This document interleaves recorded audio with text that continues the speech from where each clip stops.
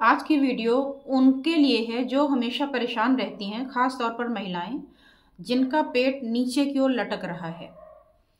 काफ़ी उपाय कर लेते हैं लेकिन उनको समझ नहीं आता कि आखिर ऐसा क्यों हो रहा है और क्या इसका उपाय करें। तो आज के वीडियो में मैं इसका कारण के साथ बचाव और बचाव के साथ आपको दूंगी एक्यूप्रेशर का पॉइंट, जिसे लगाने के बाद आप धीरे धीरे पेट में कसाव महसूस करना शुरू करेंगे। तो आज की वीडियो पूरी लास्ट तक देखिएगा ताकि आपको सारी चीज़ें एक एक करके एक ही जगह पर मिल जाएं और आप उसका भरपूर फ़ायदा उठा सकें। मैं हूं डॉक्टर अर्चना और आप देख रहे हैं आपका अपना हेल्थ चैनल अर्चना दुबे एक्यूप्रेशर, जिसमें मैं छोटी मोटी समस्याओं का समाधान एक्यूप्रेशर के माध्यम से बताती हूँ और जो गंभीर समस्याएँ हैं जिनका 1 या 2 पॉइंट से काम नहीं हो सकता उसके बारे में अवेयर कर देती हूँ और बाकी गंभीर समस्याओं के लिए देती हूँ online acupressure treatment complete procedure के लिए।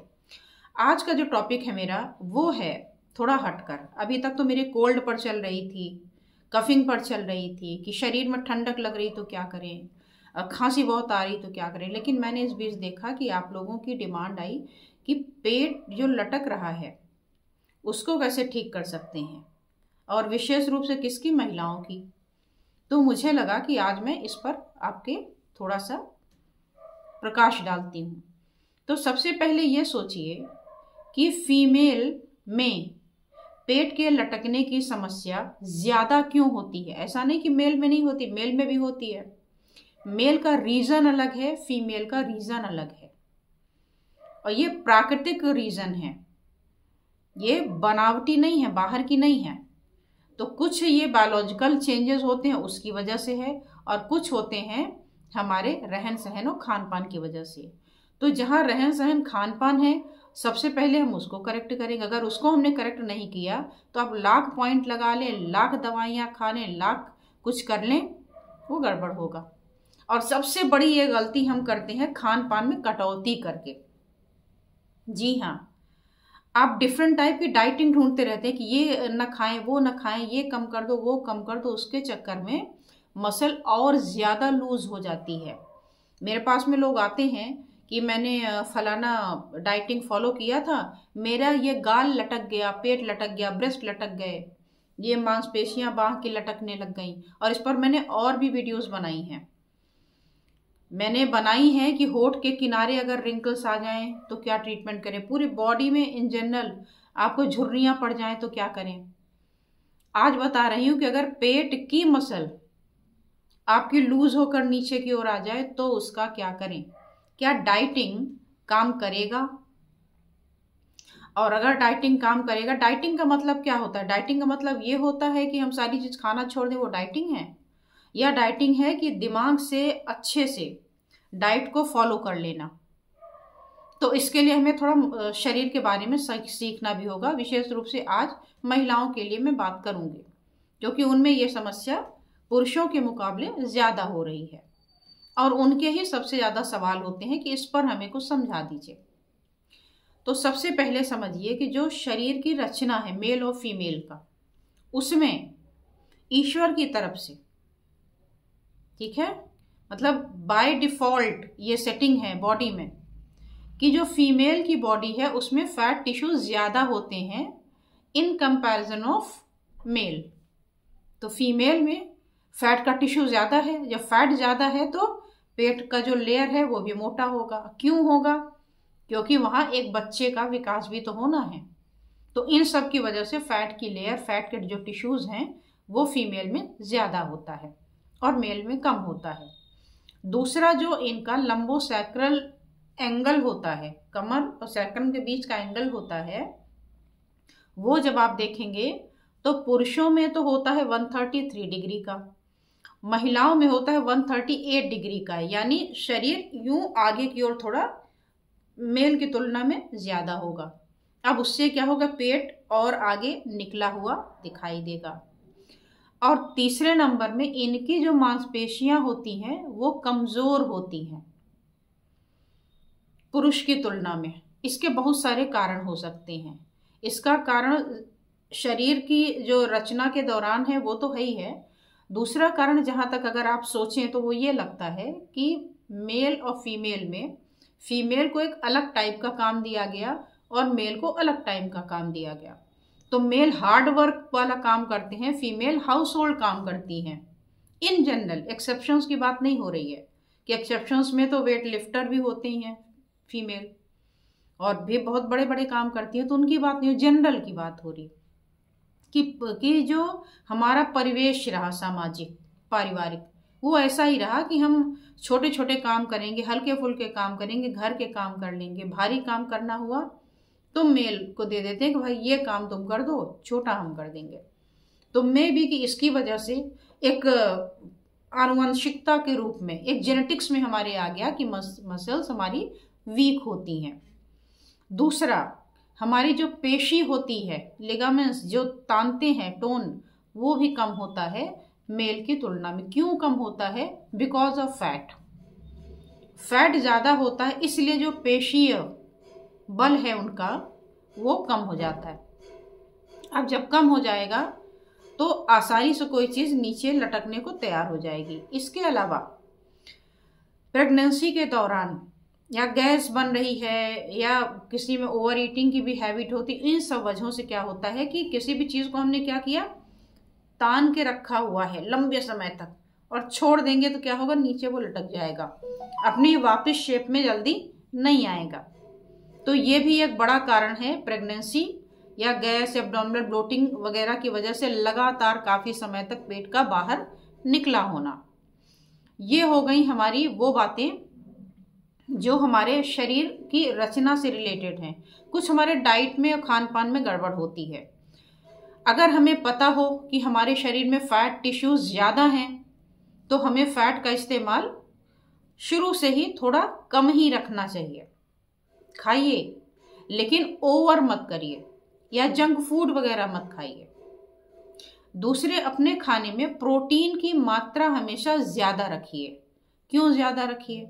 क्योंकि मसल कमज़ोर है और मसल को एक्टिव करने के लिए आपको वो खाना चाहिए जो मसल को मजबूती करे। तो मसल को मजबूत कौन करेगा? प्रोटीन। तो आपको प्रोटीन डाइट ज़्यादा लेनी चाहिए, ना कि डाइट के दौरान प्रोटीन, कार्बोहाइड्रेट, फैट सबको बंद कर दें। तो जब आप बंद करेंगे तो मसल और लूज होगी और वीक होगी और पेट ज़्यादा निकलेगा। तो चाहे झुर्रियाँ हों आपकी, चाहे ये हो आपका पेट का लटकना, इन सब में आपकी समझदारी सबसे ज़्यादा इम्पोर्टेंट है। और एक जो सबसे बड़ा कारण है पेट लटकने का, लूज होने का, वो रीज़न है हमारी सेडेंटरी लाइफ स्टाइल। भले आप वर्किंग हो, खूब ज़्यादा ऑफिस में काम करते हो, लेकिन लाइफ वो आपकी सेडेंटरी ही मानी जाएगी क्योंकि उसमें आपका हाथ पैर चल नहीं रहा है। एक जगह आप बैठे हुए हैं कुर्सी में सुबह से शाम तक, चाहे वो ऑफिस हो चाहे वो घर हो। वॉक के नाम पर सुबह आधे घंटे चले जाना और चले आना, या आधे घंटे 1 घंटे एक्सरसाइज कर लेना और दिन भर बैठे रहना और कुछ कुछ खाते रहना, ये भी हमारे मसल्स को कमज़ोर करता है। मसल्स की इनएक्टिविटी, अगर आप किसी मसल से काम नहीं लेंगे, अगर आप दिन भर सुबह से शाम तक लेटे रहें तो उसमें क्या होगी, मसल्स की टोन वीक हो जाएगी। और मसल की टोन आपकी कितनी वीक है या कितनी स्ट्रांग है, इसको अगर आपको जानना हो तो आप एक पैर पर खड़े होकर के ज़रा ट्राई कर लीजिए कि कोई दिक्कत तो नहीं हो रही है, या उछल के थोड़ा देख लीजिए, या थोड़ा दौड़ के देख लीजिए। चलना नहीं, चल तो आप लेंगे। अगर मसल चेक करना है तो थोड़ा सा दौड़ जाइए, देखिए आप दौड़ पा रही हैं या दौड़ पा रहे हैं, दोनों की मसल चेक हो जाएगी। तो फीमेल में आप देखेंगे कि वो दौड़ नहीं पाएंगे क्योंकि वो मसल को अपने वीक कर चुकी हैं। कुछ हमारी जो हमने बताया कि प्रेगनेंसी इन सब की वजह से लंबा लंबा गैप होना, और कुछ हमारी फिर उसी हिसाब से हैबिट बन जाती है, हम उसी में ढल जाते हैं। तो अगर आपको अपनी बेली फैट को स्ट्रॉन्ग करना है, वापस नॉर्मल पे लाना है, तो कुछ चीज़ें बहुत इम्पॉर्टेंट हैं जिसे ध्यान में रखना होगा। और साथ में पॉइंट तो ये लगेंगे ही। पॉइंट कहाँ पे काम करता है? पॉइंट कोई जादू टोना नहीं है, चमत्कार नहीं है, it's a remedy only. Treatment only. अगर कोई ऑर्गन बीमार है, कोई व्यक्ति बीमार है, तब उसको दवा की ज़रूरत है, या वो सुखी है तो भी दवा खाए जा रहा है, पैरासीटामोल खा लो, क्रोसिन खा लो, ये खा लो, वो खा लो। क्यों? क्योंकि हमें बुखार ही नहीं होगा, क्योंकि हमें पेन ही नहीं होगा। ऐसा तो नहीं होता ना। तो ये भी इसी तरीके से है। तो इनका यूज़ तो हम करेंगे, लेकिन साथ में बचाव और जो कारण है उसके निवारण के साथ करेंगे। तो पहला हम क्या करेंगे कि फैट वाली चीज़ों को कट करेंगे, जंक फूड वगैरह अगर खाते हैं तो कट करेंगे। एक्सरसाइज हम ज़रूर करेंगे। और कैसे एक्सरसाइज करेंगे? ऐसी एक्सरसाइज करेंगे जिसमें पेट वाले हिस्से को हमें टारगेट रखना है और उस पर खिंचाव आना चाहिए, यानी पीछे झुकने वाले कर सकते हैं आप आसन वगैरह, लेकिन किसी की देख रेख में, क्योंकि हमें आपकी एज का नहीं पता, बाकी चीज़ों का नहीं पता। क्या पता आप पीछे की ओर घूमें, आपको कोई ऐसी परेशानी हो, मुश्किल हो जाए, तो किसी ट्रेनर की मदद से आप ये उपाय कर सकते हैं। खाने में प्रोटीन वाली चीज़ें बढ़ा दें। और अब आइए बात कर लेते हैं एक्यूप्रेशर पॉइंट की। एक्यूप्रेशर पॉइंट में आता है स्प्लीन का 3 नंबर। ये स्प्लीन का 3 नंबर वंडरफुल पॉइंट है आपके मसल टोन को स्ट्रॉन्ग करने के लिए। कैसे ये काम करेगा, क्या करता होगा? ये आपके एक ऑर्गन स्प्लीन होता है। स्प्लीन का वैसे तो बहुत ज़्यादा यूज़ नहीं बताया जाता, लेकिन एक्यूप्रेशर में बताते हैं कि ये आपके ब्लड सर्कुलेशन को स्ट्रॉन्ग करता है और साथ में ये मसल का बहुत बेहतरीन पॉइंट है। तो ये आपका जो मसल का टोन है उसको स्ट्रॉन्ग करता है, खींचने का काम करता है। इसीलिए आपने झुर्रियों में भी देखा होगा इस पॉइंट के बारे में कि लगाने के बाद स्किन आपकी टाइट होने लगती है। तो ऐसे ही पेट में भी टाइट होने लगेगा, लेकिन पेट वाला चेहरे की तुलना में टाइम टेकिंग है। तो चाहे गाल लटक रहा हो, चाहे ब्रेस्ट लटक रहे हो, किसी को होठ लटकने लगते हैं एक एज के बाद में, और किसी का पेट। तो अगर पेट लटक रहा है या इन ऑर्गन में से कोई लटक रहे हैं तो आप ये पॉइंट लगा करके उसको कर सकते हैं स्ट्रॉन्ग टोन। अब आइए बात कर लेते हैं एक्यूप्रेशर उपचार की। अगर आप इसका उपचार एक्यूप्रेशर के माध्यम से करना चाहते हैं तो आपको करना है स्प्लीन 3 नाम का पॉइंट सामने लिखा हुआ है, इसको टोन कर दीजिए, स्टिमुलेट कर दीजिए, क्योंकि आपको भी तो टोन ही बढ़ानी है ना। तो इसको भी हम टोन कर देंगे। कैसे टोन करेंगे, कैसे स्टिमुलेट करेंगे? 2 तरीके, या कलर से या मैग्नेट से। कलर से करना हो तो सिंपल आप लगाएंगे yellow colour, simple yellow colour, sketch pen उठाइए और जो स्थान सामने दिखाई दे रहा है इस पर आप लगा दीजिए। सिंपल, और कुछ करना नहीं है इसके साथ छेड़छाड़ कि हम दबा रहे हैं, ये कर रहे हैं, वो कर रहे हैं, ये चिपका रहे हैं, वो कुछ नहीं। You have to put just colour and leave it, छोड़ दीजिए, कुछ नहीं करना, ये अपने आप काम करेगा। 12 से 14 घंटे लगातार लगाइए। एक दिन में 2 दिन में कोई आराम नहीं करेगा, हफ्ते में भी आराम नहीं आएगा, धीरे धीरे प्रोसेस में आएगा, फिर ये काम करेगा।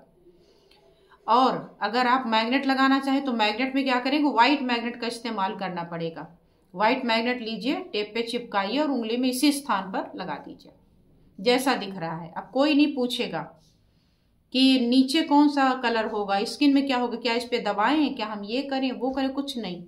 अब जो करना होगा मैं बताऊंगी।